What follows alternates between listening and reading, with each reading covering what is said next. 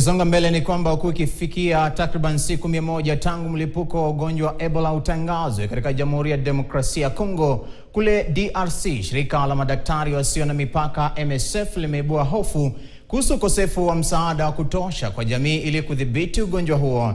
Kwa mjibu wa taarifa za mamlaka ya nchi hizo, zaidi ya kesi 5,000 zilizothibitishwa na vifo zaidi ya 2,400 vimeripotiwa hadi Agosti 16. Katika wiki moja iliyopita pekee, takriban mtu mmoja amekuwa akifariki kutokana na Ebola kila nusu saa.